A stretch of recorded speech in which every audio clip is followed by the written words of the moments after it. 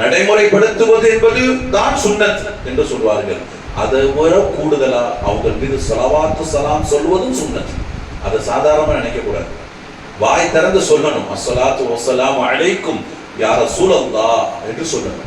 ஆயிஷா ரலியல்லாஹு அன்ஹா சொல்வாங்க, என் வாழ்க்கையில ரசூலுல்லாஹ்வுடைய மறைவுக்கு பின்னாடி என் வீட்டுக்கு நான் போயிட்டு வந்தேன்.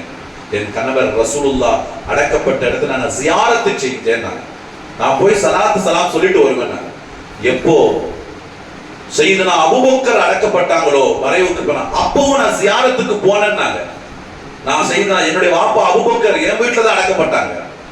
என் வீட்டை தான் நான் மக்பராவை கொடுத்தேன். சையதுனா உமர் ரலியல்லாஹு அன்ஹு எப்போ அடக்கப்பட்டாங்களோ அதற்கு பின்னால் நான் ஜியாரத்துக்கு போகலன்னு ஆயிஷா ரலியல்லாஹு அன்ஹா. ஏன் போகலன்னா, உமர் அந்நிய ஆண் என்று சொன்னார்கள்.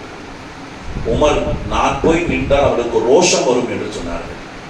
ஏன்னா அவங்க எல்லாம் ஹயாத்தாவே இருப்பாங்க உள்ள. ஆயிஷா அம்மா சொன்னாங்க, அவங்க எல்லாம் ஹயாத், அம்பியாக்கள் ஹயாத், ஷுஹதாக்கள் ஹயாத். அவங்க மக்பரால வெளி அல்லாஹ் குர்ஆன்ல சொல்வான், இன்னஹும் லா அம்வாத் வ இன்னஹும் பல் அஹ்யாஇ மின்ஹும். அவர்கள் மௌத்தாக்கள் என்று நீங்கள் அடக்கி விடுங்கள், ஆனால் அவர்கள் மௌத்தாக்கள் இல்ல, அல் அஹ்யா, அவர்களும் உள்ளே உயிர் வாழ்வார்கள் என்று அல்லாஹ் சொல்றான் குர்ஆனில். இப்ப நாம சொல்ற சலாம்லாம் உங்களுக்கு கேட்கும். அதனால நீங்க சையதுனா அபூபக்கரை பார்க்கும் பொழுதும் அவர்களுக்கு சலாம் சொல்லணும். அஸ்ஸலாமு அலைக்கும் அபூபக்கர் அமீருல் முஃமினீன் என்று அழைக்கணும். யார? உமர். அவங்க அதுதான் ரொம்ப பிடிக்கும். தன்னை அமீருல் முஃமினீன் என்று அழைப்பதுதான் பிடிக்கும் உமர் ரலியல்லாஹு அன்ஹு. அதனால அவங்க உண்மையிலே அமீருல் முஃமினீன் தான், கலீஃபாவாக இருந்தவங்க தான், சிறந்த கலீஃபாவாக இருந்தவங்க. அவங்க எல்லா கலீஃபாக்களுக்கும் சிறப்பு இருக்கிறது.